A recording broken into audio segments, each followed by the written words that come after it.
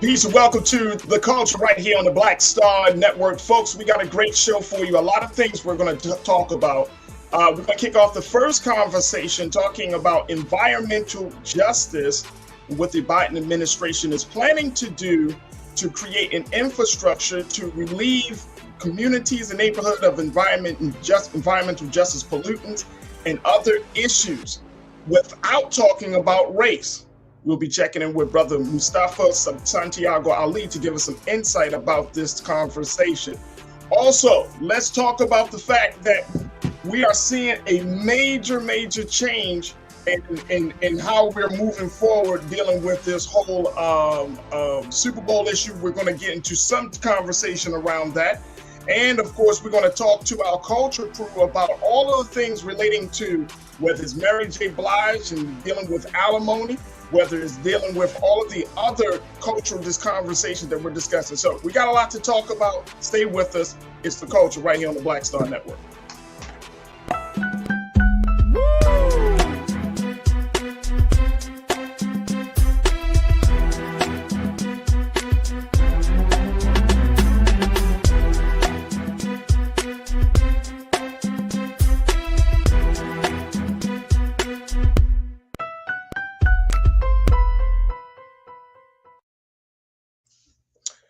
Peace and welcome to the show, folks. Thank you so much for tuning in this afternoon. Today, we want to have a very different conversation, a conversation that's near and dear to my heart, which is a conversation around environmental justice. Now, we have these discussions about environmental justice in a way where we're only talking about pollution, where we're only talking about trash, when we're talking about, major oil leakage, or when we're talking about power lines in impoverished neighborhoods. But today, the Biden administration, under the leadership of Brenda Mallory, and she's working with the White House on their environmental protection laws and policies.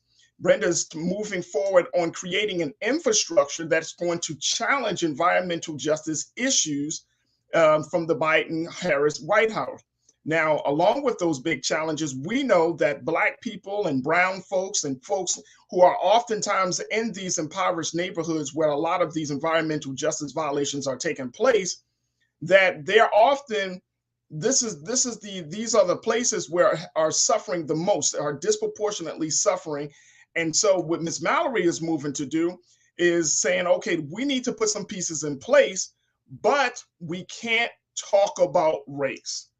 And this is going to be the context for our conversation today, looking at how can we have a conversation about environmental injustice? How can we have a conversation about all of the pollutants that are affecting low-income and impoverished neighborhoods, especially where Black people reside? How can we have this conversation without talking about race? Well, this could be a government strategy. This is a move that EPA officials and other environmental officials and activists are saying is the best way to move forward without going up against legal issues, without dealing with any type of blowback. Here to give us some insight about this whole discussion and what we can expect from the Biden-Harris administration around this issue of environmental justice is Brother Mustafa Santiago Ali, who is a former senior advisor for the Environmental Justice Division of the EPA, and he's also former associate director. Brother Mustafa, thank you so much for joining us, dear brother. We truly appreciate it. It's an honor to hold space with you. Absolutely. Let's look at this whole situation, dear brother, where we're saying with the Biden administration, with the EPA and official Brenda Mallory has made the point that they're going to move forward on creating some measures and put some measures in place to address this issue of environmental justice that we know has been plaguing particularly Black and brown communities for decades in this country, to say the least. But she's planning to do this in such a way where they're not able to, or then they choose rather not to talk about race. How can you have a conversation or even move forward on creating an infrastructure that challenges environmental justice without talking about race? Is this a government strategy, or what are we seeing here, brother? Well, it's definitely a government strategy because it's definitely not the people, because the people have been very clear. Environmental justice leaders and other stakeholders have made sure that they shared with the administration and others that race is an important element. You know, it is the predeterminer of many of these impacts that are happening inside of our communities. We should just give folks just a quick history on how we got to where we are. So racism created these sacrifice zones, you know, where Black and brown and indigenous communities continue to be impacted by toxic pollution. It was that racism that existed inside of, you know, policy on transportation, the policy that existed and continues to exist around housing and housing discrimination, on economic racism that continues to play out in who gets resources and who doesn't. So historically, racism has played a role in policy and how resources have and have not made it to certain communities, and also the impacts that are part of that process. So to not have race as one of the criteria, because folks haven't asked for it to be the only criteria. They said that it has to be a criteria, means that there are gaps in the process at best. But let's talk about this. The White House is planning to move forward on creating putting some measures in place to deal with this issue of environmental justice and injustice, and environmental racism. And as I mentioned earlier, Brenda Mallory, who is kind of spearheading this effort, she serves as the chairwoman of the White House Council of Environmental Quality. She's saying that, quote, "We are still trying to set up a framework and a tool that will survive." And I'm assuming that she's speaking about the fact that there have been long-standing issues affecting Black and brown communities in particular around this issue. But the big thing is, as you were just explaining to us, you know, you can put these measures in place, but the talk about not including race, which it seems to be very weird to me, I'm asking, is that a government strategy? Does Ms. Mallory think that that's the best way she can get some things done without going through any legal challenges? Yeah, well, the last thing I heard you say, brother, was, you know, the question was, you know, is this the most effective way of being able to move forward? So right. folks should understand that, you know, there are these legal precedents that are out there, whether we're talking about the Supreme Court or some of the lower courts that have raised the bar in the relationship of being able to utilize race as one of the factors in making decisions. Yeah. And there is an upcoming Supreme Court case also focused on education, once again, you know, that's dealing with that particular issue. So I'm sure that that is a part of the analysis of both Brenda and the administration in trying to figure out how to navigate this. You know, the dynamic that we're dealing with is the fact that if we only use socioeconomic status along with a number of other criteria, then there are folks who don't fall, you know, who are not sitting under the poverty line, but yet are still dealing with significant amounts of pollution. And brother, here's the thing. Sometimes folks just don't understand the seriousness of what we're talking about. You know, in this country, we've got over 200,000 people who die prematurely from air pollution every year. That's more people dying from air pollution than are dying from gun violence. More people are dying from air pollution than are dying from car crashes. More people are dying from air pollution than are dying from overdoses of drugs. And all of us who have worked in the civil rights and the social justice world have you know, done what we can to address, you know, many of those issues. So when we take race out, we know there has been decades upon decades upon decades of research by folks of color and others that have shown us that, you know, the most important factor is race. It is not the only factor, but it determines in many instances where these sacrifice zones are, how they were created, and race is the predominant factor. So we have to be very mindful of that. And that's why for some, they're like, if racism and race played a role in how we got here, how do you find resolution without utilizing race as one of the criterias in helping to address the egregious acts that have happened against our communities?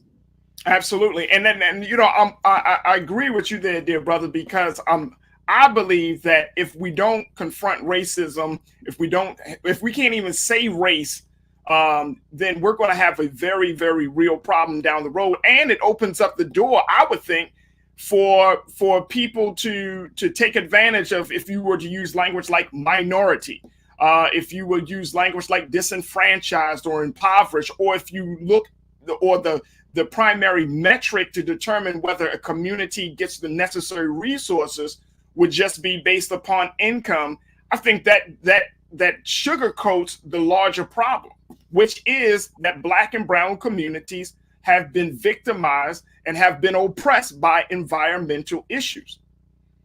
Without a doubt. Think about it like this for all of your viewers. If we take race completely out as one of the predictors, as one of the elements in the criteria that we use, it's almost like you going to the doctor and the doctor says you got cancer, but I'm only going to treat, I'm only going to treat 70% of what you got. Well, you still got cancer and the impacts that come from that cancer. Racism is a cancer in our country, always has been. And until we are willing to extract it out, to do what's necessary to eventually eliminate it. And a part of eliminating it is calling it out and then figuring out the elements of steps that we have to do to address it. Absolutely. I want to bring in my culture crew members, Nira Muhammad, who is a writer, who is an activist, an educator, and she serves as the host of Queen Talks with Nira podcast. And then we also have Elijah Miles, who serves as the chairman and founder of chairman and founder of Tadea Family. Excuse me. He's joining us as well. Elijah, Nira, thank you so much for being a part of today's conversation. Always. You're welcome, brother. When we look at these issues, Nira, I'm gonna start with you there. When we look at these issues, and the fact that we're still are having a problem directly confronting the issue of race in any type of space, but when we look at it, especially here in dealing with this environmental racism, what do you think that this will do if the government moves forward on creating a framework that does not explicitly and exclusively speak to the ills that Black and brown communities suffer from as a result of environmental injustice? Yeah, so as I was doing my research, I wanted to figure out why they were doing this. And one of the things that they said, or the reason why, is because they're worried that using race to identify and help disadvantaged communities could trigger legal challenges that would stymie their efforts. So administration officials feel like they want to use this system so that they can impact communities of color without defining it as such. To be honest, it's a political move. We already know that. But I personally believe that if you want to get the work done and you think that using the word race or Black communities is going to stymie those efforts, then by all means, I feel like get the work done in any way that you can possibly get it done. I do wish that they could say that it was they were honoring Black and brown communities. But again, if that is going to slow down the process of actually getting that work done, I don't care about semantics. Just get the work done. Just get the work done.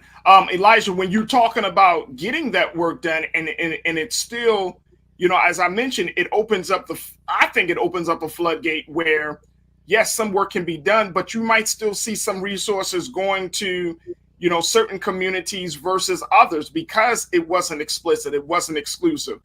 Is that a concern that you may have around this issue? Yeah, I'm with you. And I think that they have to say Black. And I think the longer we go on in history, we're more scared to say Black than anything else, which is why we say people of color with everything. Even during Black History Month, this might as well be People of Color History Month. And so the thing is that we're afraid to say Black and we're afraid to talk about the real issues. And when we do that, when we don't discriminate about the affected parties and the affected communities, then the funding go every which way. And so when it comes to the issues that plague Black communities, I think we got to be real explicit about what communities we're talking about so we can direct that funding. How can we discriminate when it comes to pain, discriminate when it comes to segregation, discriminate when it comes to slavery, but when it's time to apply solutions, we don't want to discriminate and talk about race. I think it's hypocrisy. Oh, that's an excellent point. Could I just yeah, add, sure, one absolutely. of the things that they're saying is that with us going into a political year, with Democrats wanting to push this, that's going to be a lot of pushback from Republicans who are going to then push white grievances. So then we're going to change the conversation again. So now we're having to deal with white grievances. So personally, I don't want to give them more attention. If you can get the work done, get it done. If you putting the word black in this equation is going to make it so that nothing happens at all, then why would we want that? How is that a better alternative to them saying we're going to work in disenfranchised communities? We already know what disenfranchised communities are. We know that. We know that those are black and brown communities. Just get the damn work done. Stop being so worried about getting your feelings. Oh, please say black. Please say black. We know we're black. We know we're disadvantaged. Yeah. Like, stop. Just stop. Like, let them just get the fucking work done. I'm sorry, excuse my language. Get the work done. I'm so tired of us always needing to be coddled by white people. I don't care. I know my color. You know my color. Just do the damn work. Brother Mustafa, yeah, go ahead, Lodge. Go ahead. Mira, you assuming that the Democratic Party or the Republican Party care anything about me and you. So when you say I never said they cared about us. When you say we, I completely agree that me and you know what we talking about. But I do not agree that the Democratic Party, when they say disenfranchised communities, when they say impoverished communities, that they have any good intention about doing that. That's why black has to be in there. Because when you say black is in there, it's not going to be done. When you say black communities, you make sure that the funding goes to black communities that have been disadvantaged by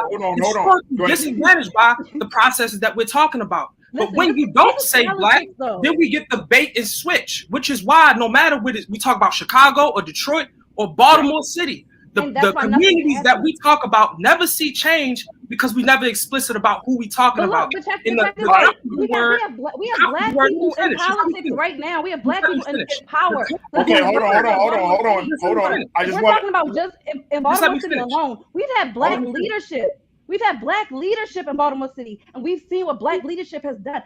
That word black doesn't always mean shit. That's the point I'm making. I do want the work done. I do want to see environmental justice for black communities. But guess what? I don't want to see this turn into a political war over one word. Just get the work done. That's all I'm saying, Elijah. Elijah, I agree with you. Democrats don't have our back. I know that. But I know this government. I know politics. This is gonna be politics as usual, and it's gonna get wrapped up in this rabbit hole of semantics, and nothing's gonna get done. That's I feel like I'm on both sides of the equation, brother Mustafa. Like there are, you know what I mean? Like there are strong arguments for both sides. How do you find the balance? How do you reconcile between both of those arguments? Well, that's the process that's going on right now. So there is a comment period that's coming up where folks get to weigh in, just like the other guests are doing here today, on the best pathway forward. And then folks, at the White House will take that information and they will come up with some type of a final policy, if you will, a set of actions. Now, folks should understand this. We are the Biden administration for the first time ever has had a president who has not just said the words environmental justice, but actually put some structures in place and has said that there's going to be an all-of-government approach. There's also something called EJ40, which means that 40% of the benefits on the federal side of the equation are supposed to go to, black and brown and indigenous and API and lower wealth white communities. So we should be mindful of that. But we also got to ask the hard questions. If we follow just having socioeconomic status and a number of the other pieces of the criteria, that there may be 30 or 40% of our folks who won't get resources. That's not guaranteed, of course, but we have to be mindful of those who will fall outside of, what those sets of criteria will actually capture if you don't have, some of the language we've been talking about today. Here's the other part, as I close, that's incredibly important. When we're talking about the bipartisan infrastructure bill, and if there's a piece of the Build Back Better and some of these others that are going to push, hundreds of billions of dollars from the feds down into the states and then the counties and the local governments, the language that is shared at that time is how and where they are going to focus. So we got to be mindful that this is not just about the feds, even though that's this part of the conversation. It is also about the guidance that will be shared, with all these other levels that actually hit the ground where people, are making decisions. Absolutely. I want to just throw this out there because I think it's important for the sake of this conversation to let folks know that along with the determining factor of race, the other metrics that they plan to use in this plan are based on a dozen of other data points. Brother Mustafa, you talked about this: household income, unemployment rates, air pollution levels, and proximity to what they call Superfund sites, incinerators, and other hazards. So it's not, there are other points or other criterion in this whole process. And again, folks, this is known as Justice 40. This is how they're rolling this plan out, because they're calling it this because they're saying that at least 40% of the benefits of federal investments in environmental cleanup, clean energy, and climate mitigation would be felt in disadvantaged communities.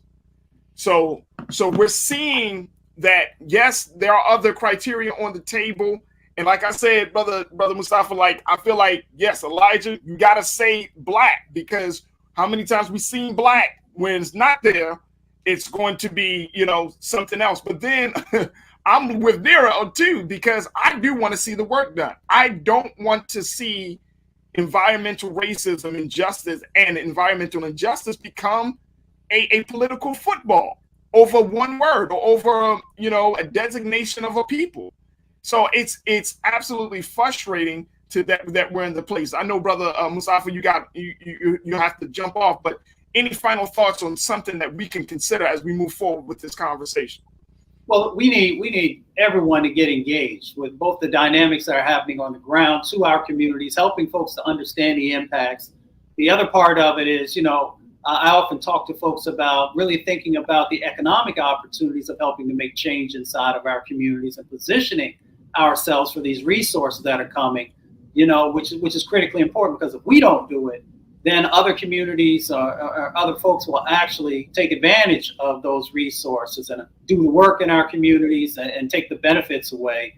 And then the third part is that we have to continue to focus on our vote. And here's why.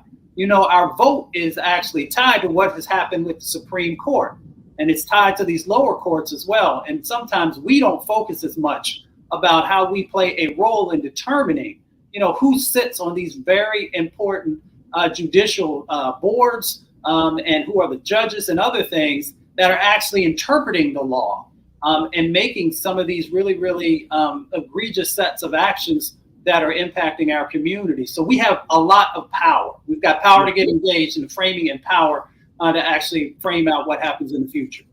Dr. Mustafa Santiago Ali, who serves as the former senior advisor for environmental justice for the EPA. Doc, thank you so much, dear brother, for being a part of this conversation. We'll certainly bring you back on very soon to talk about other issues. Thank you. Thank you. Y'all stay blessed. You too, brother. Folks, we got to take a quick pause. When we come right back, let's talk about a preschool in Massachusetts that thought they were celebrating Black History Month, but ended up offending Black people. We'll have that conversation up next. Stay with us. It's The Culture here on the Black Star Network. We'll be right back.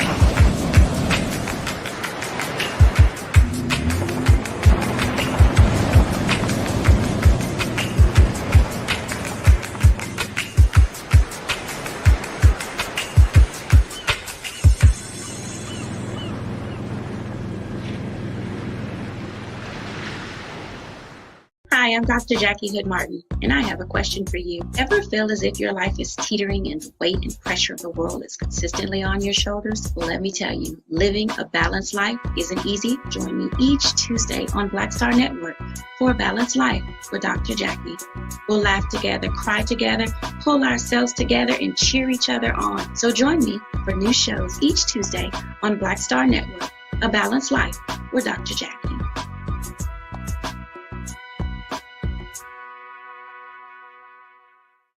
Pull up a chair, take your seat.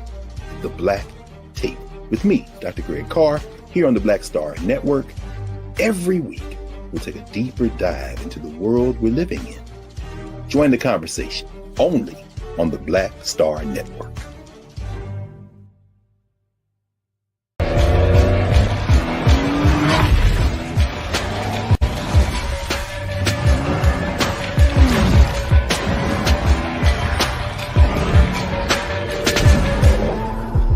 Folks, Black Star Network is here. Oh, no punches! I'm real revolutionary right now. Support this man, Black Media. He makes sure that our stories are told. Thank you for being the voice of Black America, Roland. Stay black. I love y'all. All momentum we have now, we have to keep this going. The video looks phenomenal. See, there's a difference between Black Star Network and Black-owned media and something like CNN. You can't be Black-owned media and be scared. It's time to be smart. Bring your eyeballs home. You dig?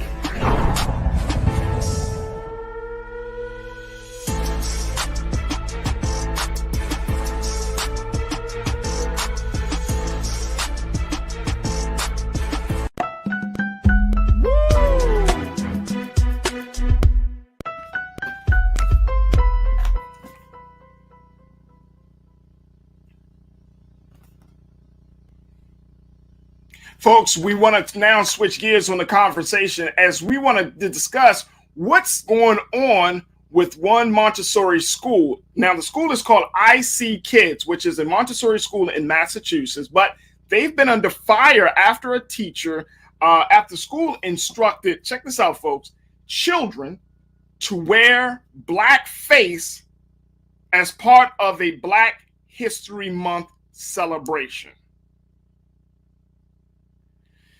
Now, according to the reports, the incident occurred last week when the teacher had the children paint their faces black, blackface mask on paper plates that they held over their faces.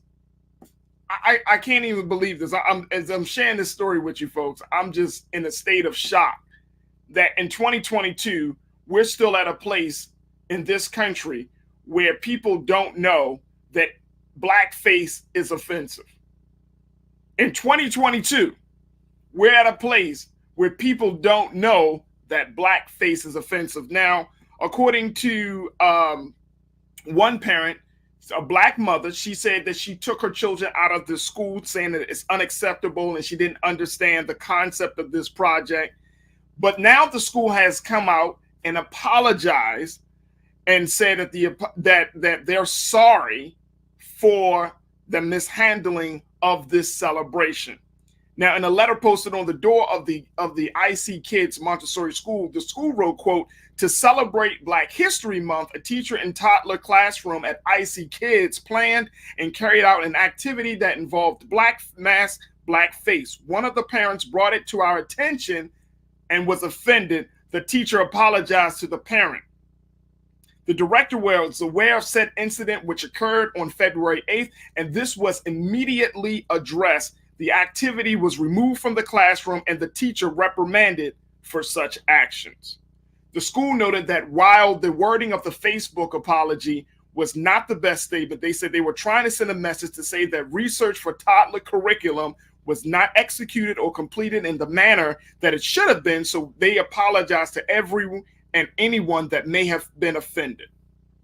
I want to go to our resident educator, Nir Muhammad, and our other resident educator, Elijah Miles, here of our culture crew, to give us some insight about this. This situation here, I'm going back to my original premise on this, Nira. 2022, you don't wear blackface under any circumstances. You don't tell children to wear blackface under any circumstances. It goes without saying, though. Like, you don't even, it should. I'm just saying it should go without saying. We should not have to say that. I am all for Black History Month celebrations. In fact, I was the only teacher at the elementary school that I worked at who did a walking gallery and research project for Black History Month every single month. I mean, every single Black History Month. And I was told the first year that I did it that it was too ambitious and that my students could not do it. So that was, I mean, by one of my white counterparts. So I always had an issue with the way that some of my white counterparts look at educating Black children in general. So that's a whole other conversation. But there's a way to teach Black history without students dressing up in blackface. For instance, I had two of my students, and all of my students, whether they were white or Black, had to participate in this research project. And on the day of presentations, they had to come to class dressed as the person that they did their research project on. Some of my white students were James Baldwin. I had another student who was George Crumb. I had another white student who was Dr. Charles Drew. He came in there with a white lab coat on. He didn't do blackface. He didn't have to. My student who was George Crumb, he came there with a beard, a mustache, just like George Crumb, and he came in there with an apron, and he came in there like he was a chef, and he was cooking. So there's a way for students of all nationalities to represent and honor Black history in a respectful way. First of all, reprimanded is not good enough. She should have been fired, period. Yeah. It's no other way to put it. She should have been fired. That's unacceptable. She does not need to be told that it's unacceptable. It's that simple. Elijah, do you think that the teacher was doing this from a space of maliciousness? Just to make mockery of our history? It could be a space of ignorance because I have taught in schools, and there are abundant, in today's world, there are abundant of Teach for America teachers that come straight out of white institutions working at Black schools or working with children in 19, 20, 21, 22 and don't know the right hand from the left. No offense. And so the thing is that it could be ignorance. And I don't want to assume about the attention, but my point is, what I believe is when will we as Black people draw the line? I think this has been a heck of a Black History Month with the critical race theory debates, with the fight against Black History Month, and now with this situation. And I think we as a people had to begin to draw the line and figure out, how can we come together and build our own schools? And I know people hate to talk about that, but why should we as a people have to deal with the public school system as it is? Whether it's in Baltimore or anywhere, why do we have to deal with the public school system as it is? And white kids have the choice between being in a public school system or going to Gilman or Calvert Hall or St. Paul's or McDonough, all these prestigious private schools. So I think we as a people have to begin to think about, Afrocentric schools that's teaching our kids and grounding our kids in who they are and what their responsibility is to the community. Because even if it's ignorance, maybe you too ignorant to be in front of Black kids.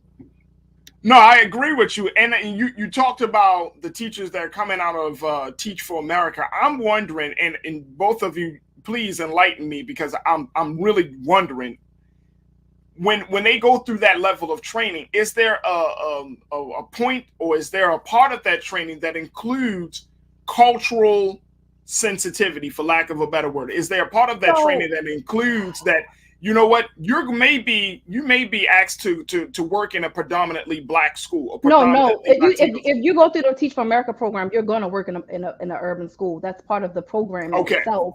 Okay. But teachers, oh my God, I can't tell you how many diversity, inclusion, biases, trainings we have to take so many of those professional development trainings. They are a nuisance. I personally hate sitting through them because Farajii, I can't even tell you some of the stuff that comes out of the mouths of some of the teachers when we're sitting through. Are they completely?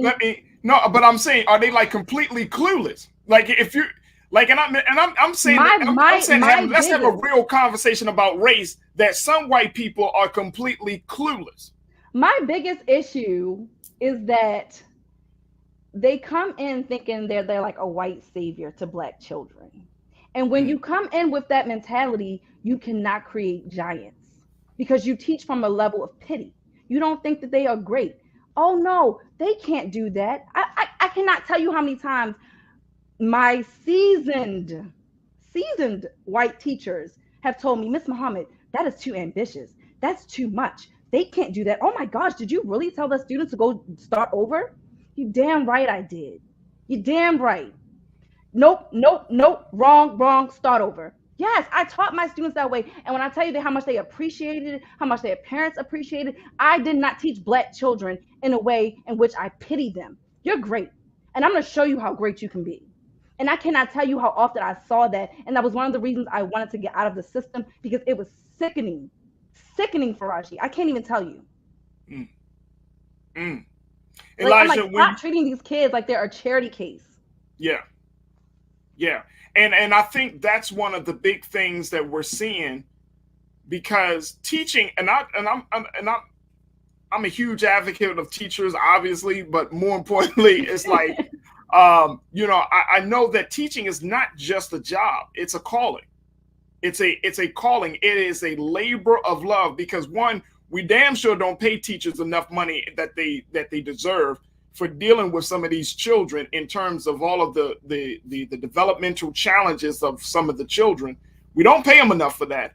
We don't give them the respect. I mean, yes, we have little days like National Teacher Awareness or Teacher Week, or all of those things. But I'm talking about true respect for the educator, for the classroom teacher, is beyond just giving them a little day. It's beyond that, especially when you're talking about systems, Elijah, that don't really do their due diligence to provide the resources, the funding, and the support that teachers need. You have teachers who are great teachers on their own, but they're in crappy schools. And so if the culture of the school is one of, like Nira pointed out, one of pity, the culture of school is one of, well, we'll just teach them a little bit because they can't handle a lot. If that's the culture, brother, then I don't see Black people coming into the teaching profession in droves, and I don't see Black children being edified by the teaching of some of these folks. What's your take on that? No, that's the truth. There is a culture of low expectations for Black kids, and it does come from, it comes from, and this is why, liberals are sometimes white liberals are sometimes no better than white conservatives, because they still have the racism in their minds that Black kids and Black people are inferior. And so the liberal is just more sympathetic to that. And the conservative is more like, yo, you know what I mean? Let them do for self. So the point is, what white liberal teachers that are in these schools, they definitely do look down on Black kids. And they don't see value in the Black community. They don't see value in the neighborhoods that they come from. They don't understand the neighborhoods they come from. They don't understand the culture that surrounds their life or the problems that they deal with. They want nothing to do with that. They come to save. They come to do their mission that they feel like they got from God to raise up. To tame the savages. To save the savages. To save the savages. And so even at like private schools that are set up for poor Black kids, because they are those from Catholics and different things like that, the goal is to civilize the savage. Let's put a tie on them. Let's teach them how to talk white. Let's teach them how to walk like how we walk. Let's teach them how to write how we would write, because it's the underlying that if we could just civilize them, their situation would be better. But it is definitely a culture of inferiority and low expectations for Black kids. And with a culture like that, I agree with Nira. You can't produce giants. You can't produce people that's going to come and shift and change the world, because in the back of their mind, they still think inferior. And that's why even the best of us, as Carter G. Woodson points out in The Miseducation of Negro, even the best of us that come from these schools or go to college, we don't come back and change, do nothing for the community, a lot of us, because in the back of our mind, we got to play the game. We got to play the game to get ahead. Brother, we don't got our own yet. And so we got to play just to get ahead in this white man's world. And with that in your mind, with that in our mind, we can't do nothing to change our community, because we we shaken and afraid, and we feel inferior. So let me ask this. I think many people are wondering the idea or the proposed solution that people put on the table, saying if you want to change how education is done, especially with Black children, we need more Black teachers. I agree. And here's the other part of that, though. Are we just talking about Black teachers that are just going to come into a system and just kind of go along, get along type of mentality, curriculum? Or are we talking about really having Black teachers who has a consciousness to understand the dynamics of race and poverty, to understand the dynamics of history, to understand the dynamics of some of these Farajii, that's the thing. So like at Morgan State University, they have a program. The elementary education program is for urban teachers. It's designed for teaching the Black and brown child. So that's another thing. We talked about HBCUs and the importance of HBCUs. If you go to an HBCU like Morgan State University and you study elementary education, you are being taught to teach the Black and brown child. Again, even as a teacher, I told you when I came in that first year, I hated the books that my principal gave me to teach. The next year, I scrapped them. And then guess what? Before entering my third year, I wrote the curriculum for 5th grade. Now, whether or not the 5th grade teachers use the curriculum that I wrote, that remains to be seen. But you damn right, get into education. I can't even tell you how many kids that weren't in my class were coming to me in the hallway. I wish I was in your class, Miss Muhammad. Black children want to be taught by Black faces. The amount of I've had students who I've had other teachers say, "Why did you talk to that student like that?" Oh my gosh, and I could because they looked at me like I was their mother. And they knew that when I talked to them that way, it came from a place of love. And they would say that to me, Miss Muhammad, thank you for not taking it easy on me. Thank you for holding me accountable. When you have a 5th grader tell you thank you for holding me accountable, you are doing your job right. Come on. So so now we're at this place, Nira and Elijah, where we're seeing this incident at this Montessori school, which is considered to be, well, most Montessori schools across the country, they're considered to be a little bit better, quote unquote, than what we normally than the public school system. It's more of I'm assuming it's a charter school, if I'm not mistaken. Yeah, their philosophies are different. The structure of the classroom is run a lot more different. Children are a lot more independent. It's a lot more hands-on work. And it's a smaller classroom, right? Much smaller classroom. Montessori schools can be great, but again, it depends on the educators. It depends on the curriculum. I know they have a lot more wiggle room with their curriculums than your standard school. So you have your public schools who may use a more rigid curriculum. Then you have your charter schools. Some of those schools, they may have purchased curriculums, or they could leave it up to the teacher to write their own curriculum. Personally, I did not go to 4 years of college to be a teacher to have someone write my lesson plans for me. What was the point of me going to school for that? So personally, I like having the autonomy to be able to write my own lessons because that's what I went to school for. I'm trained to do that. I didn't go to school to have someone say, here, this is what I want you to teach. I need the outline of, this is a unit, this is what they need to know. But then I like having the autonomy to be able to teach it the way that I want to teach it and create lessons that I know are more impactful for my students because I'm a creative and I teach creatively. So let me ask you, Elijah, as we're looking at a situation like what just happened in Massachusetts, what do you recommend that parents and community members do if a school or if a teacher step way out of bounds like this teacher did at IC Kids in Massachusetts? How do you move forward from that? Well, I wanted to add also another point into the conversation that what I've found in schools is that if there's a low expectation for Black kids, there's an even lower expectation for Black boys specifically. So as we talk about more Black students or more Black teachers coming into the school system, which is to be debated, but if that's the case, you definitely need Black male teachers because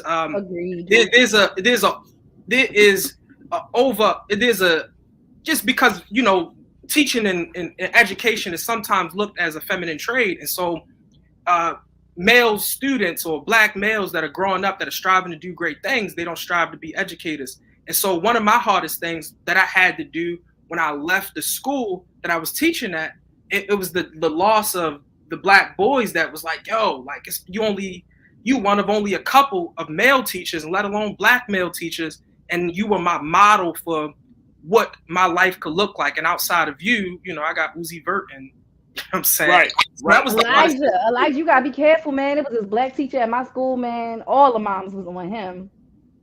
Yeah. All the moms. I was like, oh. Yeah, the parents think you got more money than you do. Listen, and look, he was like a tall, bald-headed black man. All the moms was, can my child be like me? Yeah. I'm like, oh, well, God. You know what? You gotta watch that. You gotta watch it. And you know what? It's something that somebody told me, the good black man syndrome. Yeah. The good black man syndrome is basically, you know, you are the father figure. You are the best coach. You know, I mean, people have done this for years with me. You know, can you mentor my son?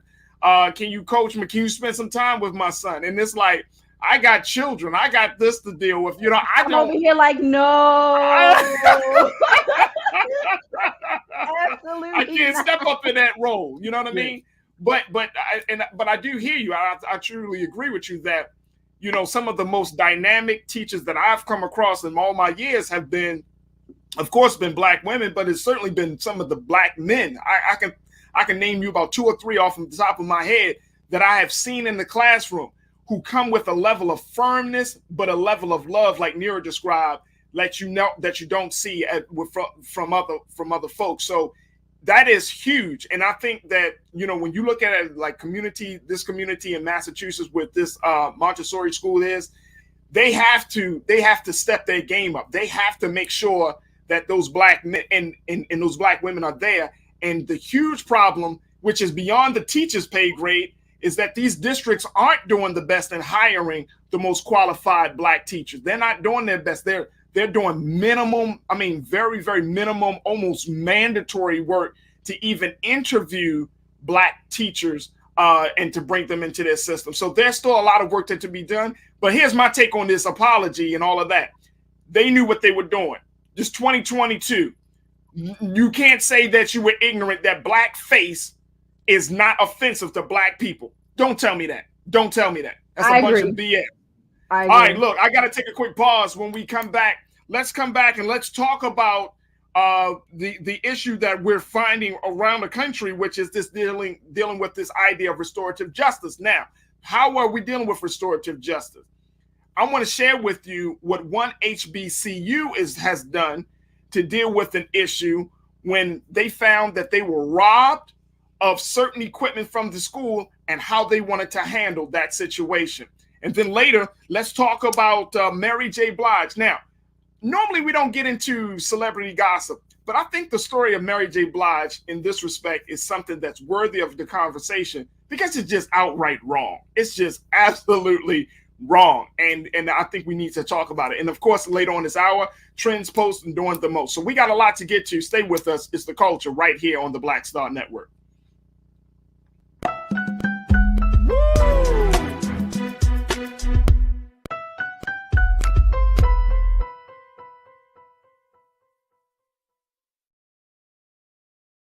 Don't you think it's time to get wealthy? I'm Deborah Owens, America's Wealth Coach, and my new show on the Black Star Network focuses on the things your financial advisor or bank isn't telling you. So watch Get Wealthy on the Black Star Network.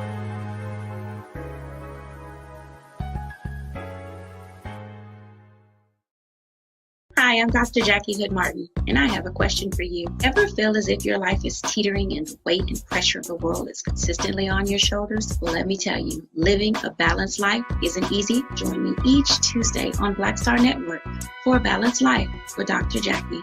We'll laugh together, cry together, pull ourselves together, and cheer each other on. So join me for new shows each Tuesday on Black Star Network, A Balanced Life with Dr. Jackie.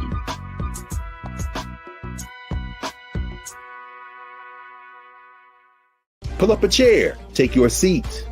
The Black Tape with me, Dr. Greg Carr, here on the Black Star Network.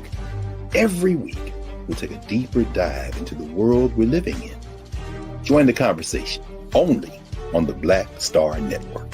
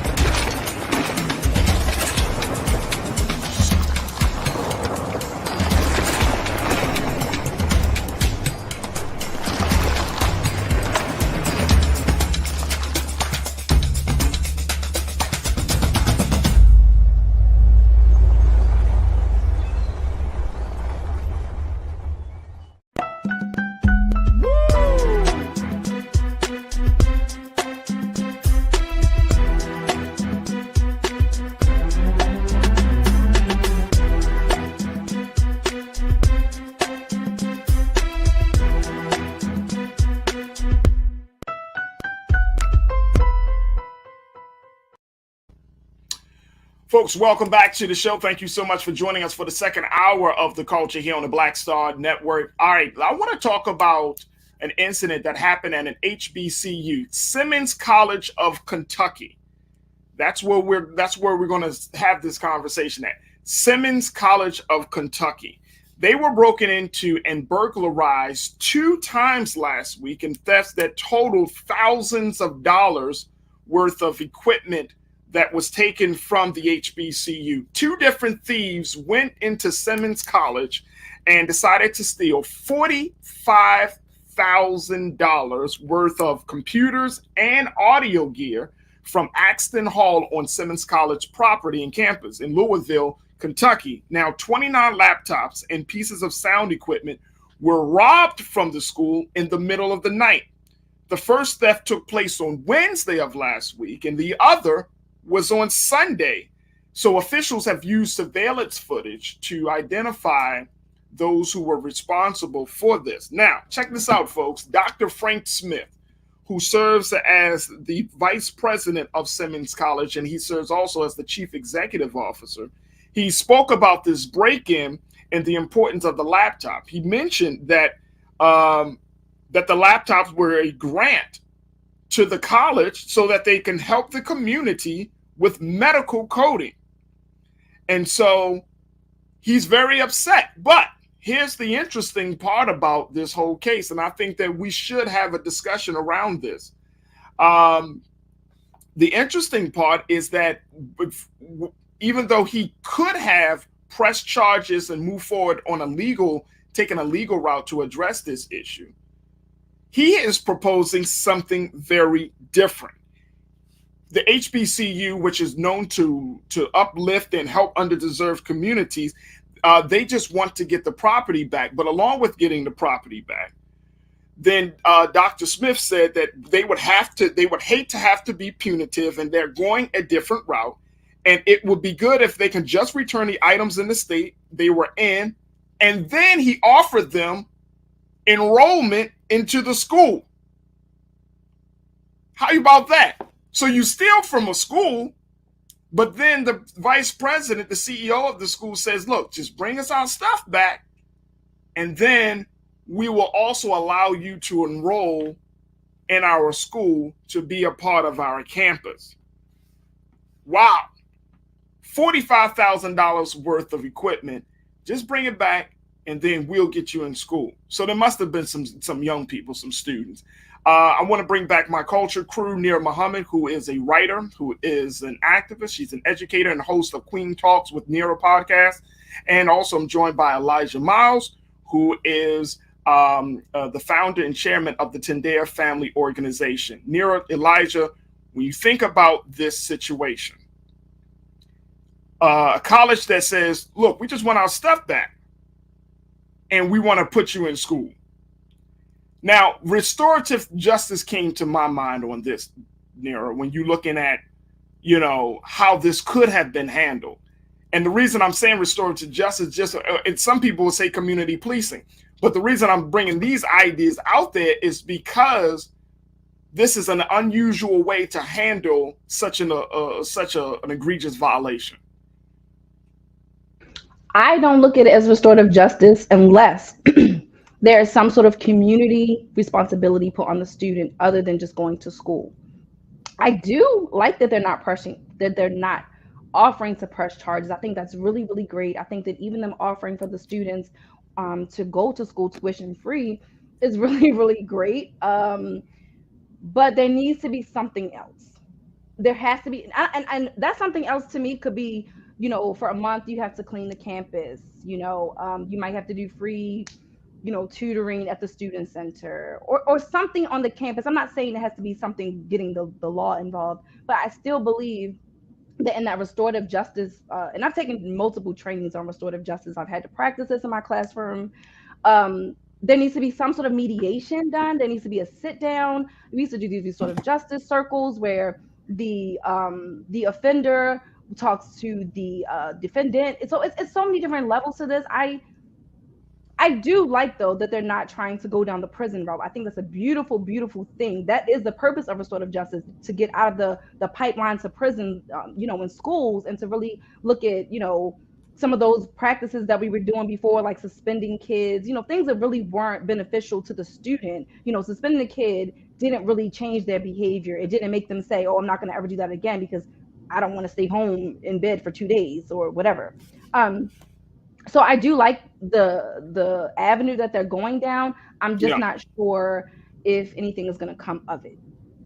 So when you're talking about restorative justice, I mean, you're talking about seeking to examine the harmful impact of a situation on the people, or of a crime, and then determine what can be done to repair that harm while holding the person who caused it accountable for his or her actions.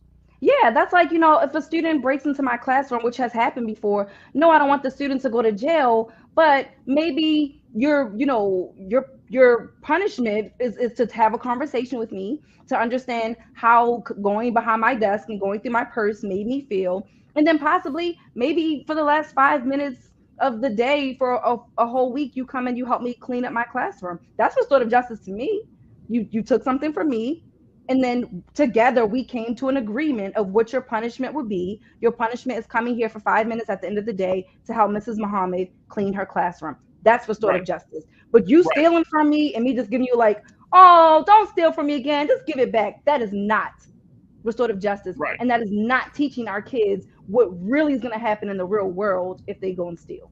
So the part about it is that the offender has to admit that and hold themselves accountable for what they've done. It's not just like, we're just going to naturally forgive you. You have to think about the word restore. You have to restore what was broken. You have to restore that connection. So if you can't, if I'm the victim and I don't feel like that the connection was restored, can we call it restorative justice? I am the victim. Yeah. Elijah, what's your take on this, on how this college handled this situation? Like I said, there's that part of restorative justice, but then some folks are saying that this is a model of community policing. If these folks give themselves up and then, follow up on that offer to enroll in school, that this could possibly show us how to be compassionate with one another, and then at the same time still holding people accountable. Is this a level of community policing? I think it is a level of community policing. I think it's a beautiful example of what an institution, what an HBCU has done and should become a trend among all HBCUs. I think the fact that a HBCU is doing this is not surprising, because I think the history of HBCUs says that they're always at the forefront of serving the people the best way they can. But I think the beautiful example, the real beauty about this is that it's avoiding mass incarceration. It's avoiding the school to prison pipeline, and they're taking the hands out of the criminal justice system. And so, and now you have to face the institutions. You have to face the community itself. I agree with Nera that there has to be some sort of accountability. But when you realize that, I didn't just rob, CVS. I didn't just rob, some random place that's disconnected from me. I robbed my own people. If these were Black kids, I'm not assuming that they are, but I'm only going to speak from a Black perspective. But I robbed the institution that's been serving us forever. And I think there has to be a meeting of the minds, and I think it does have to be some accountability with this situation. But I think I really do, for Black History Month, I think we should hold this up as a beautiful example of what our Black institutions that we have of power should do with their power, and how they should exercise their power.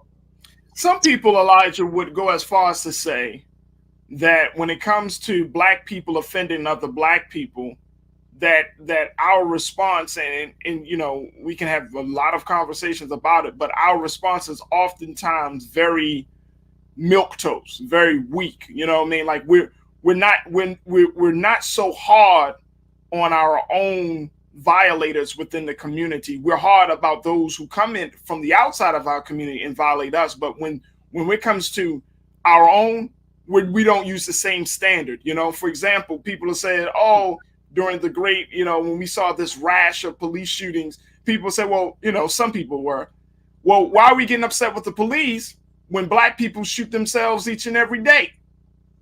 What I do believe that we're sometimes not hard on our own. And the reason we're not hard on our own is because we know, as black people in the black community, we know that our community is not organized enough to do something about our own. And that's why I say that the HBCU doing that is a beautiful example of what to do with power.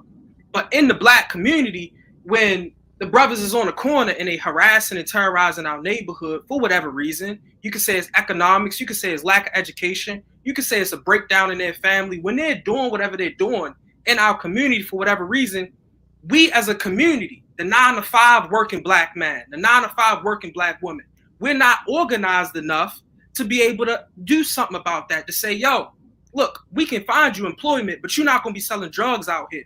We're not organized enough to do that. And what I would say is that what it spits on the legacy of the civil rights movement, it spits on the legacy of our ancestors, is that the 9-to-5 working black men and women stay on the sidelines and don't organize themselves to do things about the stuff that's in their community. It's easy to report the police department to some higher force. It's easy to point out these people that's in positions of power to somebody else that's bigger than them. But the people that's in your neighborhood, that's on the corner, other than calling 911, you're not organized enough. The so-called good of us is not organized enough to do something about the negative elements that happen in our community. And so out of fear and out of powerlessness, we sit by and watch and gossip about it. And so I think it is a real desire that we have to have a real movement to organize ourselves, or else we're not able to do stuff about that except tweet and Instagram about how crazy it is. I was just thinking about when Elijah was talking, it made me think about, do you guys remember the young black man? His name was Kendrick, and he lived in Park Heights here in Baltimore. And he was murdered a few years ago because he didn't want them selling drugs, like using his yard to sell drugs. And he was building that fence to protect his family. And I think that speaks to what Elijah was saying. A lot of times, often, we are afraid, and we're like, you know what? I do want to say something about this, but is it worth my life? Is it worth my children growing up? So yes, that will take some organization. And we've seen that though. We have the FOI that are out in the community. I know we have, the Justice League who's been out in the community. We've had 300 men. I mean, LBS. I mean, I know Elijah. I've seen Elijah out in the community. Like literally, I've been driving down the street and seen Elijah. We had to pull him from the streets to do this show. Literally out there cleaning the streets with his group and team. And I've been like, that's amazing. And then we'll take our son out, and we do the same thing with Nigel. So I do believe that there is a lot of us that are trying to organize, but we have to get more and more people on board. Yes, we do show more compassion to Black people, but I think too, Farajii, it's because we understand each other. We know that's not really our nature. We know that is because of all of these other reasons. And that's not to give somebody a pass, but that's because you really do have to come from a different perspective. You do got to lead a little bit more with empathy than with hate. Because we're already getting that in the world.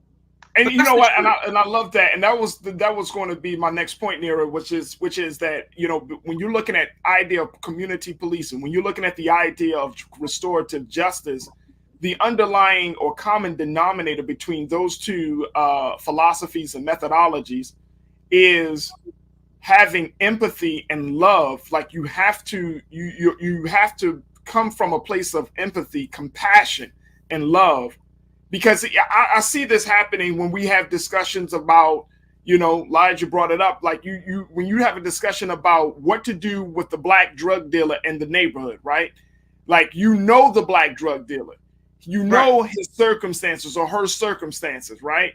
That selling drugs is going to devalue the neighborhood. That selling drugs is going to lead to people being violent and possibly being killed. That. But then there is this other part of us, the cultural part of us that's saying, I don't want to see put another Black man in prison. I don't want to put another Black woman in prison. So we tolerate. Some of those drug dealers are our family. They're our friends. Right, they're our people that we know. You know what I mean? Like, just because you're a drug dealer doesn't mean that you're a bad person. I mean, not saying this, I want you to be always selling drugs to my community, but again, we have to look at some of the reasons. How did this happen? What can we do to help reform this person's life? If we're going to take away them being a drug dealer, what are we going to replace that with? What does that look like for them? What does that look like for their family? So again, that compassion goes a long way. But those but you know, here's the other thing. And Elijah, I think that you have often talked about this on your social media. I'm of the school of thought, brother, that I'm only willing to help you. Not only, I won't say that. I'm willing to help you, but I'm look, when you're a grown ass man, you know the difference between right and wrong. You know the difference between doing good and doing evil, right? When you are in that space of violating the community, whether you sell drugs, whether you are, you robbing people, whether you raping women, or you doing some crazy madness stuff, that at this end of the day, it's like, yeah, I hear all of that pain that you're expressing and you're behaving from, but I'm only going to offer the olive branch, and I think we should only offer the olive branch, but for so many times. Like after a while, you just can't keep offering.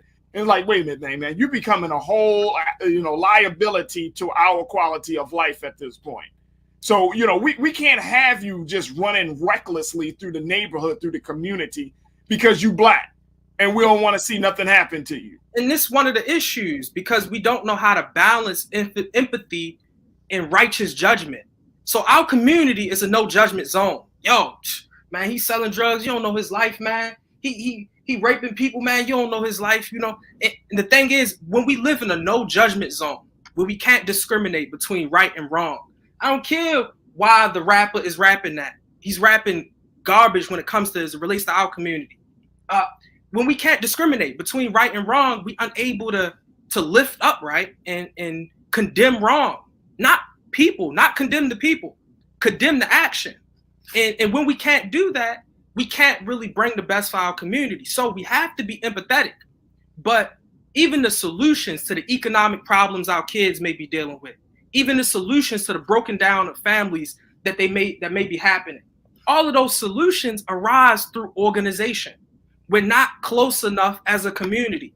We are like every neighbor, every person in the Black neighborhood is like a nation. Yeah, a nation unto themselves. I'm a little nation. I'm a little tribe. You're a little tribe.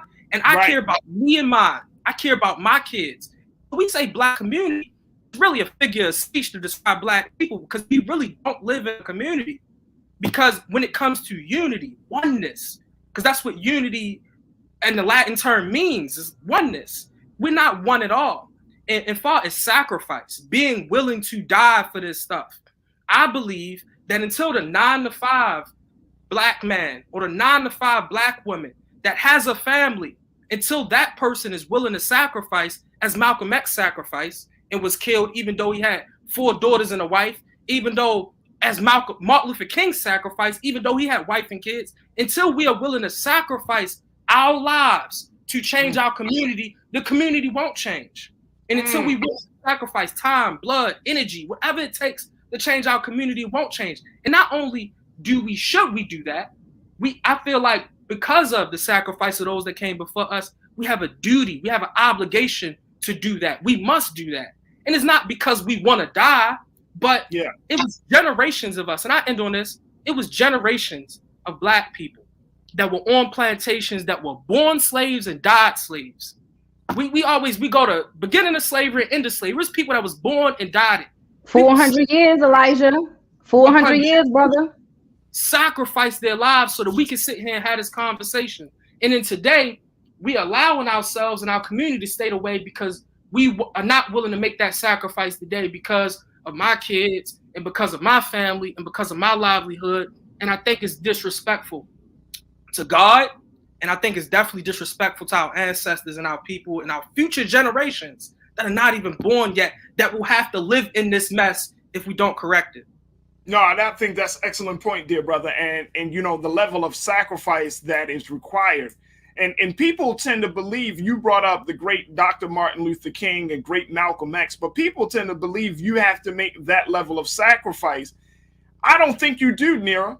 when we're talking about changing the community, especially talking about changing the culture, and I think this is one of the big conversations where the culture that we live in plays a huge part on how we interact and engage with one another, right?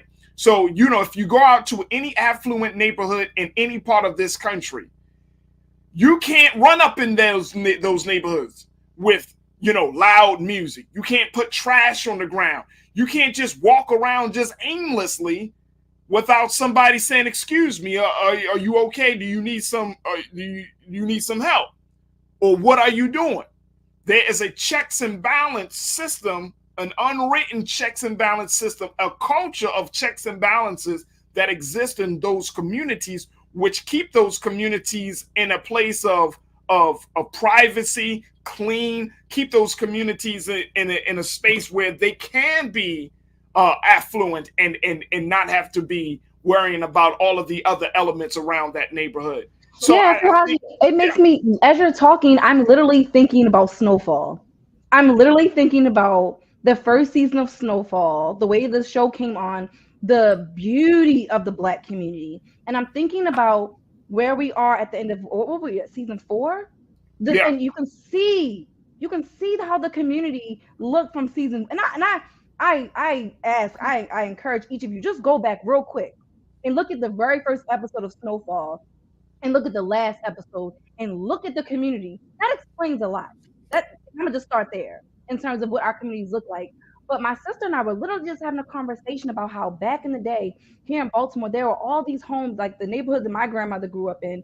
All of those homes now are completely vacant. But we was talking about how back in the day, every Sunday morning, you would see grandmothers out there bleaching those marble steps, bleaching them.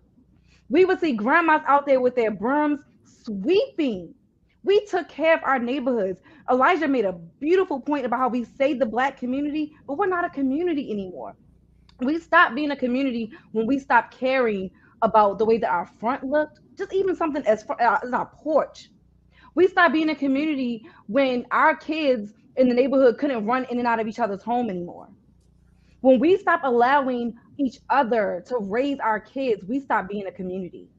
So but we can look and see when that happened. If you look at the history books, you can literally see when the Black community began to turn, how the Black community began to turn. And now we just have to figure out how to restore it, because that's gonna be our word for today. We got to figure out how to restore the Black community, because it was beautiful and we took care of it and we loved our community and we were out there every day making sure that it was clean without being told to. We have to get back to that. Absolutely. Elijah, I'm gonna let you get that final word in, brother. So what I would say, because you brought up y'all bringing up a beautiful point, and definitely Farajii with this culture, and Nira's bringing it up too, that there was a culture shift with the crack epidemic. There's a culture shift with the coming of drugs and the changing of the economics of our community, and also with factories going. It's a culture shift. But if it has been a culture shift, the question is, how do we make the culture shift back to what it was, or make the culture shift back to a more positive culture? And for me, you can't do that outside of organized groups of people, because the culture is the way of life, the values, the principles, the morals of a group of people. And if we agree that our community is not a community no more, then what group of people is going to institute the culture? It's one thing to theorize about what the culture should be, but what group of people is going to institute the culture in a real life community? And that's why Tendea Family is grounded in a real life community. And we saying, yo, we're going to change this community. And we're going to make this community better. And we got to be willing. And the reason we got to be willing to sacrifice our lives, Farajii, is because in a community like ours, which is wild, wild west like sometimes, by saying, don't do that in my yard, you might get shot. And so that is constantly running in your head. Dang, should I tell them stop sitting on my steps? Should I tell them pick that trash up? No, man, I might get shot. And so if you got to accept the fact that, yo, I'm a walk in faith, and I'm going to do this because I believe it's the right thing to do. But, you know what I mean? I'm willing to sacrifice myself for principle. And not only am I sacrificing myself by myself, but I'm a part of this organized group of people that if I make that sacrifice, then the work will go on, and I'm really living for that work, and I'm not living for myself. Hey, let me just say this as we take our next break. One of the big things that I think you pointed out, Elijah, is the fact of the culture. But more importantly, you know, we can set a different example by doing the small things. One of the things that I know we teach our son is that, look, you don't have to wait on anybody to do the right thing. You don't need permission to do the right thing. That if you have fear in your heart of your neighbors or the dynamics in your neighborhood, right? But you want to do the right thing, you don't got to make a big deal about it. Just go out there, for example, and say, okay, instead of, confronting a person, because I know that can be an anxious-filled moment. So you can say, you know what? I'm not going to confront the person. I'm going to start picking up the trash around the person. Just indirectly start picking up the trash. Hey, and then the person's going to be like, oh, yeah, my fault, man, my fault. Because now you're appealing to the human side of the individual versus appealing to the non-human side. You appealing to them to think, like it forces them to think and say, oh, you know what? I am making a mess. I'm a grown person making a mess. I am making a mess. Let me clean up after myself. Go ahead, Miriam. You got this. Oh no, I just had to say, because I had one incident where we were living in Berkeley and there were guys always on our steps and I hated it so much. One day, I'm not gonna lie, I opened the door and I was like, so how much of this rent are you gonna pay since you always on my steps every day? That's what I asked them. How much of my rent are you paying? Right. If you want to see it every day, I just want to know how much you're going to contribute to this rent. Since I can't walk out my front door to get to my car without saying, excuse me, when this is my house, did I pay rent for? And they laughed, and they were respectful, like, because I was a little scared, because these are just like 4 guys always on my steps. And just by me just joking with them, they're like, you right, shorty, you got that, you right. So sometimes we could try to use a little bit of humor. Our people love humor. So sometimes it's all about how you approach people. It can be very scary. I was scared, but I was like, let me just try to make a joke out of it and see what happens. So sometimes we just have to change our approach because our people are not unapproachable. And that's what I wanted to get out of. We have to get out of being afraid of our own people. We are not that unapproachable. We just got to approach people with love and tact. And I hope love and tact is, as we've had this big conversation, but back to Simmons College of Kentucky, I hope that the folks that are responsible for taking $45,000 worth of equipment from the college, return it to the college, and they can have that conversation, and they can use, Simmons College will use love and tact and say, look, you don't have to steal from us. All you got to do is enroll and you can use this equipment. I hope that this scenario, this situation really ends up well. And where they don't have to, use legal and go into the police and have these people locked up. I really hope, because I truly believe that they're probably young people behind this whole burglary, but I just really hope that this situation ends well. Folks, we got to take a quick pause. When we come back, let's talk about Mary J. Blige. I'm going to share with you something that she recently shared with all of us about some of the trials and tribulations that are behind her new album, Good Morning Gorgeous. Now, we saw her on the Super Bowl halftime show, rocking and rolling and eventually falling out. But there is so much more to this dynamic soul singer. We're going to have that conversation. And we got trends, posts, and doing the most. So stay with us. A lot coming up in the final 30 of The Culture right here on the Black Star Network. We'll be right back.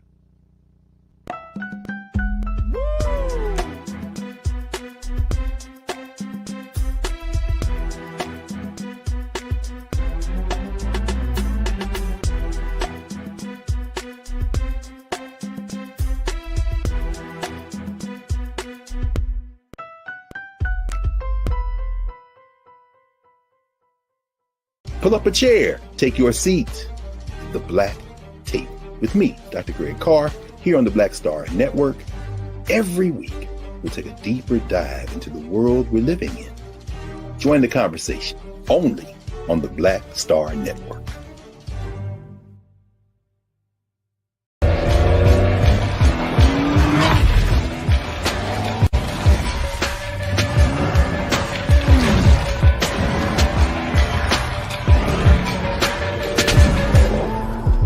It's time to be smart.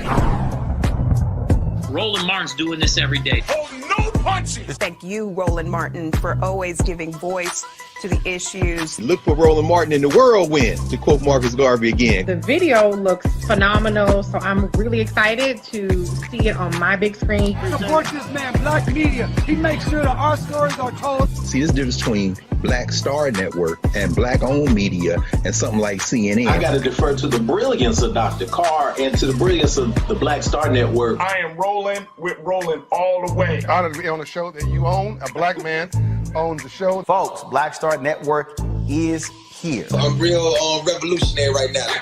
Roland was amazing on there. Stay black. I love y'all. I can't commend you enough about this platform that you've created for us to be able to share who we are, what we're doing in the world, and the impact that we're having. Let's be smart. Bring your eyeballs home. You can't be Black-owned media and be scared. You dig?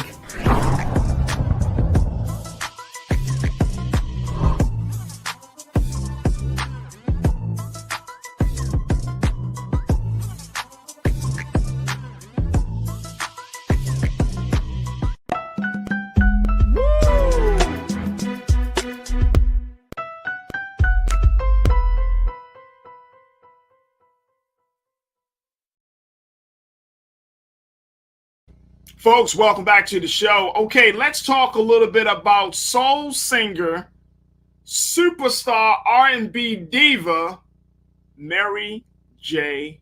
Blige. Now, we saw her put on a dynamic performance for the Super Bowl halftime show. She was looking great, she was feeling great, and she was rocking in the dancery. You hear me? Rocking.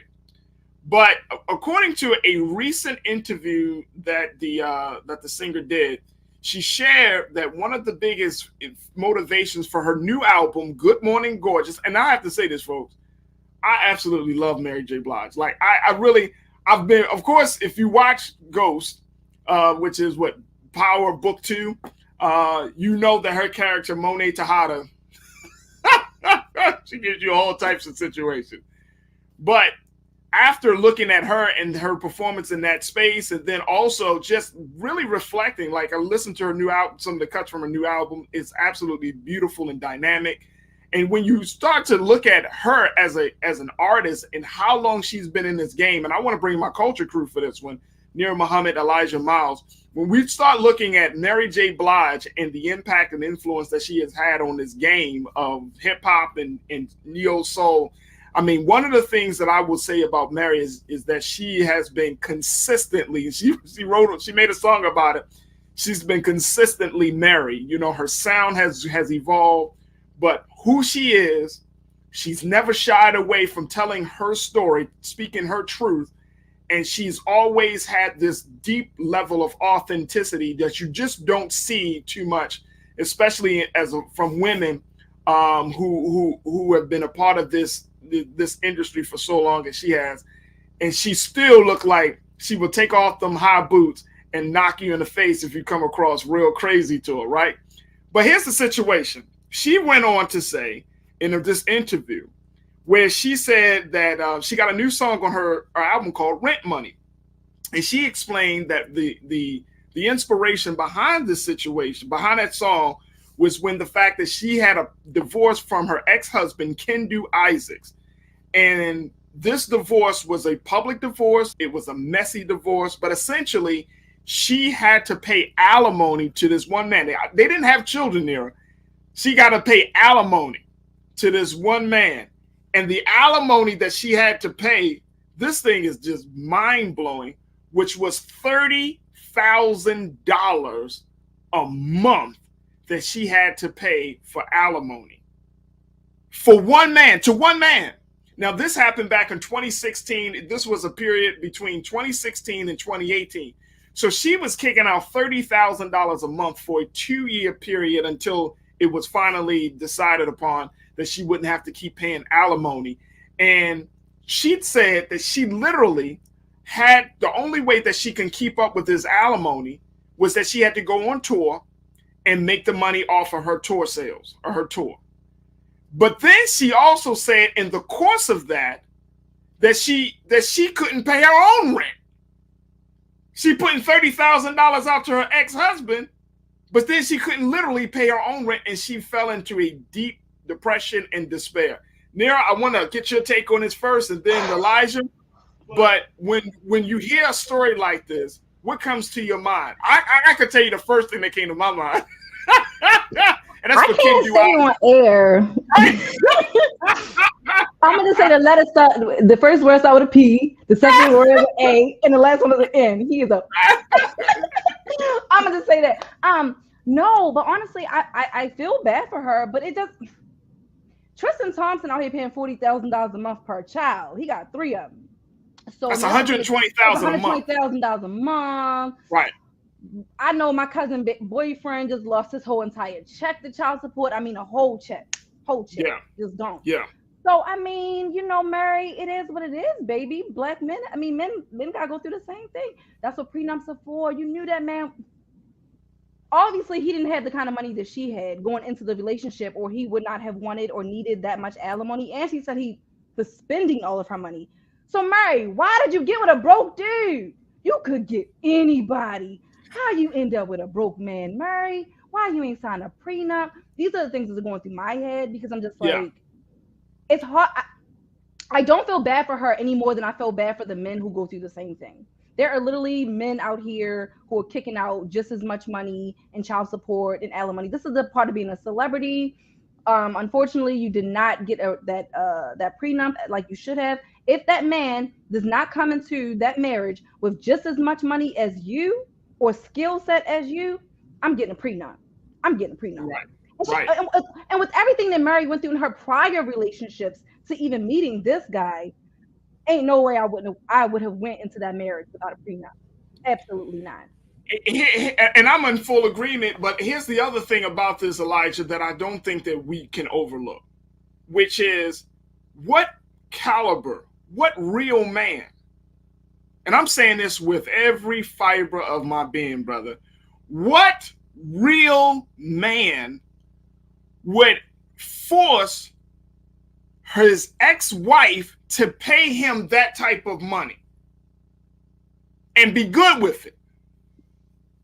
See, that's one of the big issues I got. I understand Nira's point of prenup. I understand the fact that she went through, sometimes I saw a meme earlier today that some says broken women know how to love, but not who to love. Broken men know who to love, but don't know how to love. So I understand the dynamic with that. But what man would put that type of demand on a woman to the point where she felt like she couldn't literally pay her rent? And he kept asking for the money. And that's the problem that I'm having with this scenario. Elijah speaks to child support and alimony, the outrageous cost of that. But it also speaks to the fact that there are inherently men out there who really don't understand that at the end of the day, if a relationship don't work out, bruh, you an able-bodied man, get your ass up, get to work, and then don't even put no more demand. I don't understand that, Elijah. I really don't understand. I want to call Ken Du Isaac a whole bunch of other names because I really don't understand it. Like, bro, you are not a man if you're doing this to your ex-wife. Like, I don't care how contentious the relationship is.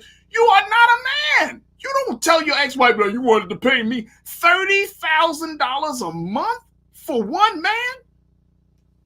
Negro, please. Go ahead, bro. I'm in complete agreement with you, but we are entering a time and stage in this society, Farajii, that we don't believe in manhood, because in trying to right the wrongs of history, what history has done to women, we throwing the baby out in the bathwater. And so because we're trying to right the wrongs, we don't believe men should be provided. That's what we're teaching across schools. That's what we're teaching our girls and our boys. We don't believe men are being providers. And so he's the first example, but I foresee that in the next generation of boys, this is going to be a trend of things that's happening because we don't believe in manhood. And when it comes to the conversations about toxic masculinity and what men should not be and what men should not do, our culture right now is focused on what men shouldn't do. Men shouldn't do this, they shouldn't do that, they shouldn't do this. And that's a great conversation. But our boys today growing up 70% of them grown in single home, have no idea about a manhood and what it means to be a man. And we in a society are so scared to talk about that anymore that we're producing boys that are not becoming men. They're not becoming men at all. And they don't know their duty. They don't know their responsibility to self, family, or community. And they're not going to carry it out.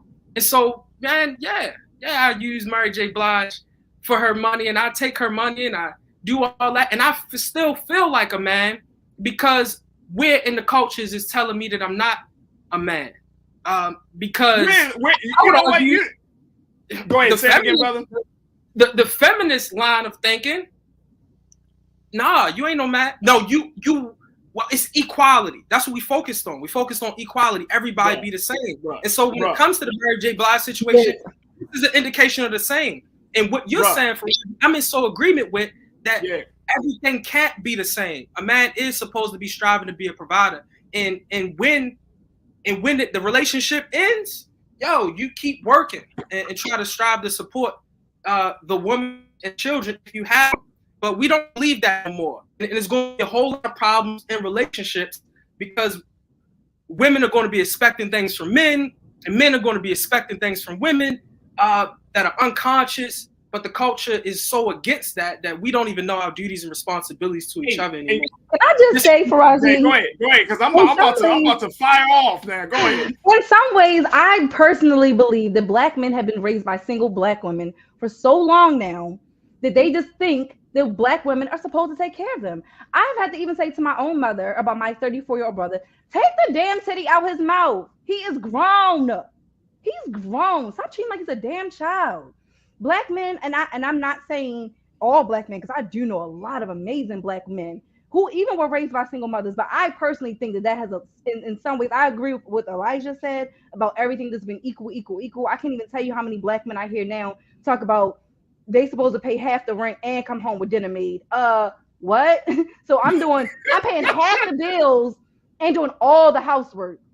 That's not half, main man. That's not half.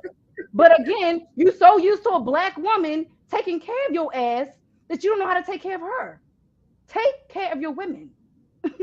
Get out of this. I agree. Black woman owes you something. We don't owe you a damn thing. No, and in this case, like I said, they didn't have children. And people are checking in. I want to share with you just what some of our watchers checking in. The infamous Kiki said, a smart man, that's what kind of man, Farajii. A smart man, he is not the only man to get alimony from a celebrity. This goes way back. I get that. I get that he's not the only man. I'm just saying, deep inside of every real man, you have this little monitor, this little meter that says, you know what, I might be overstepping my bounds a little bit in this space. He is corny. But I'm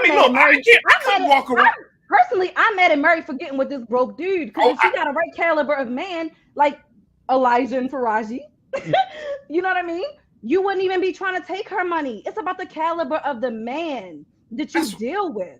That's the big thing. Because if he was some executive or whatever the case may be, and he was getting his own bag, he'd be like, nah, we good. I'm going my way. You go ahead and go your way. You want a woman to take care of you. And then the fact that you was spending her money. Mary, what the hell? Why was he spending your money when y'all were together? Well, it's so many issues with this situation. Yeah. I'm looking at Mary like she crazy. Because at the end of the day, we as women have to start taking some responsibility for the men that we choose to not only lie down with, but then to get into relationships with. He did not become a bum yesterday. He didn't. No, and a couple of people, Epic Change, my guy who always watches us here on the Black Star Network, said it's automatic thinking at this. First, he said, you're right, Nira. It's automatic thinking at this point. How many Black boys don't experience a two-parent family? Too many. All the way up north said he was her manager. Okay. $30,000, and he can't manage money. You can't manage. See, Mary said, Elijah, that when she would go and you know, give him the money, he talking about he don't have it no more. He spent it all. Bruh, $30,000? You blow $30,000 in a month? Come on, man. All right, let me share with you. How to flip it and reverse it. Look, Zoe checked in on my. Wait a minute, Zoe checked in and said, Farajii, so happy you brought this topic up. I listened to Rent Money, and I knew it had to be something different because Monet not struggling to pay rent. Oh, yeah. Brian checked in. Brian Nichols said, look, there are thousands of men living out of their cars or couch surfing now because they can't pay alimony and child support and rent too. Brian, check this out, bro. Guess what? I think that's absolutely horrific. I spoke for the fellas. I defended. That's horrific. I think, and Elijah, this could be, and I know I'm gonna have to do a show on this. I gotta do a segment on it because the laws in various states across the country are so against men. And I'm not saying this from a place like trying to be misogynistic or anything. I'm simply saying a working man has to give up so much money that he can't even live. Yeah. And I mean, you know what I'm saying? And his source of income for basic needs become compromised as a result of paying for a situation. Now, look, Nira, you and I talk about this all the time. Don't lay down with nobody without being intentional and having a plan. If you don't plan to have, if you don't want to have children, don't shoot up the club. You don't want to have kids, don't shoot up the club.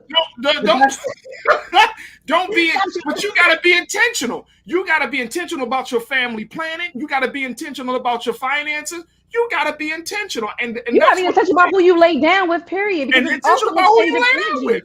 Oh my God, that's a whole nother topic though. That's a whole nother conversation. But go ahead, Elijah. That's a culture thing. Like, this is why we on the culture. That's a culture thing. We have to institute that as a rule in our community. So in Tendea family, every member of Tendea family agree that I won't have sex with anybody that I'm not in relationship with. And by relationship, I intend to spend my rest of my life with them. So we have to get back to a courting process and a process by which we, have sex and have kids. Because you can't separate sex from kids. It don't matter how many Plan Bs is out there, how many condoms are out there.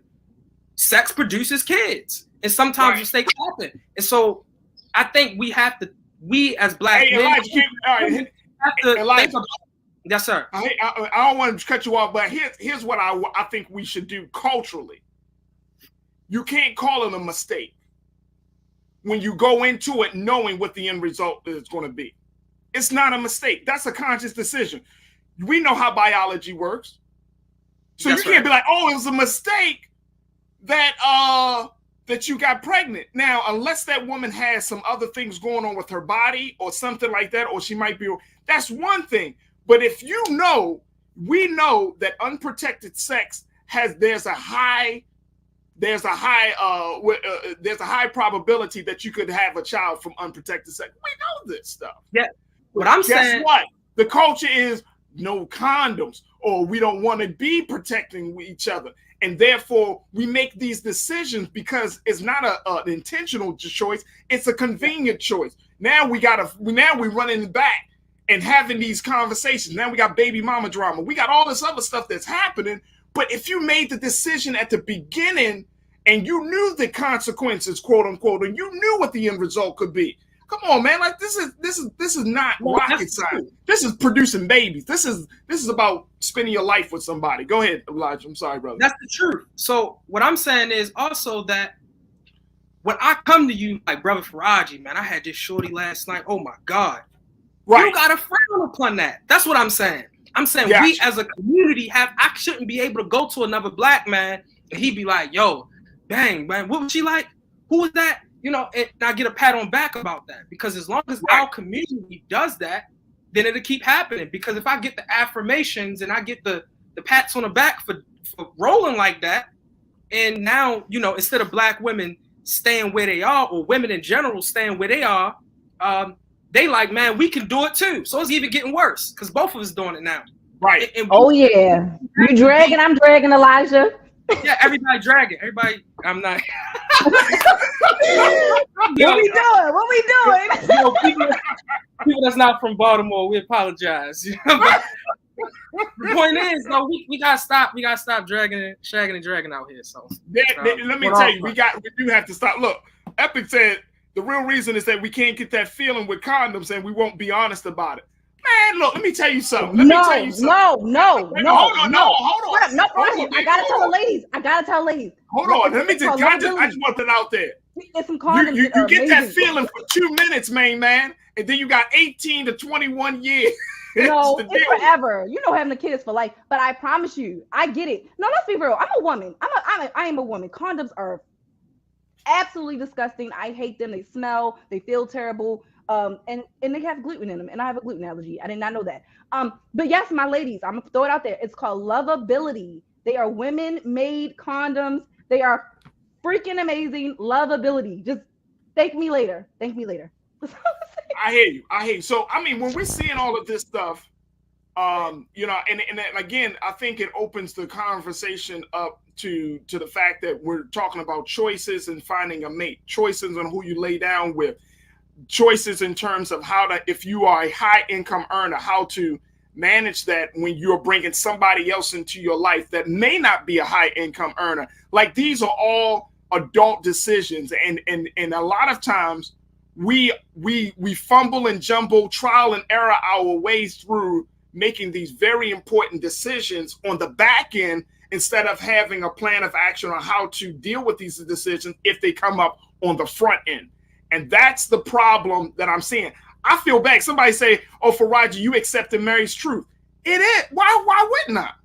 Why wouldn't you accept a woman's pain who said she couldn't hardly pay her rent at that time because she was putting so much money out there for alimony? Yes, I'm accepting her truth, because I realize as men, we've done so much damage, especially Black men, because we've been damaged. We've done damage to the women that are closest to us. And as a result of that, we just bring a whole bunch of hell and brimstone on a situation that could have been dealt with in a much more emotionally, financially, socially mature way. We bring it on ourselves in some cases, so it's unfortunate. But Farajii, but like you just said, Mary brought it on herself. She did. The same way all the brothers. You know what? Though, and it's sad. But it's the same way all these brothers out here are paying all this money in child support. We just talked about that, and we're not even talking about celebrities. We're talking about Black men who are working jobs, making $17 an hour, and their whole check is going to a baby mama and hopefully trickling down to the kid. So I mean, it's a broken system. I mean, how many systems do we have broken in this country? God damn. I can't even keep up anymore. But it's another. It's just added to the list of another broken system. And that's a big thing. And so, you know, we only got a couple of moments left. But look, I know that there's going to have to be another fuller conversation about these choices, and most importantly, the child support, alimony support system has to be addressed. I mean, when people are bringing, and I don't care, I get it, you're a celebrity. For example, you know, I think they said like Michael Strahan, he had to pay, you know, like some crazy amount of money to his ex for his child and all of that stuff. And it's just like, you know what? And Elijah, you brought it up. This culture of greed is so prevalent that you get with people only to get something from them, not because you're trying to build with them. And that's part of why we are seeing relationships, marriages, and all of these coming together just fall apart, because we always in a mindset, I think, of just trying to get something from them. Very transactional. You know, yes, there's love there, but we don't respect the person enough to be able to say, hey, you know what? I don't want anything from you. No, everything is like what I can get and then you get yours. We do that with intimacy. We do that with money. We do that with time, which is very transactional. All right, just off my soapbox, man. I'm off my soap. Oh, I gotta appreciate y'all so much. My wife, Arthur, she is the author, writer. She is an activist, as well as the host of the Queen Talks with Nira podcast. You can find that on all streaming platforms, folks. Definitely check it out. My guy, Elijah Miles, chairman and founder of Tendea Family. Make sure y'all check him out on all his social media and the work that they're doing out in the community in Baltimore. I appreciate y'all. Love my Wednesday panel. Thank y'all so much for being a part of the show today. All right, folks, that's going to do it for us. I hope you enjoyed the conversation. I thank you so much for being a part of the discussion. So many of you have just been putting comments out there, and we try to get to all of your comments and share. But thank you so much for tuning in today. Of course, you know, we want you to continue to show your support. Make sure you give something to Black Star Network. You can go to our website at blackstarnetwork.com and do your due diligence to support Black media. You know, you wouldn't hear this conversation or these types of conversations on any other platform with Black folks unless Black folks own it. Black folks are managing it. Black folks are putting these programs together. And I'm very, very happy that we have this dynamics team. I got some wonderful producers, some wonderful culture crew members that are helping to bring these conversations to life. So make sure you support the Black Star Network at blackstarnetwork.com through all of these these payment options. All right, that's going to do it for me. As always, never be afraid to challenge what's wrong. Stand for what's right while being yourself in the process. I thank you for your patience as we deal with some of the technical difficulties at the beginning of the show. So thank you so much for staying with the show today. We truly, truly appreciate it. God willing, we'll talk tomorrow for another exciting edition of The Culture right here on the Black Star Network. Talk to you soon. Peace.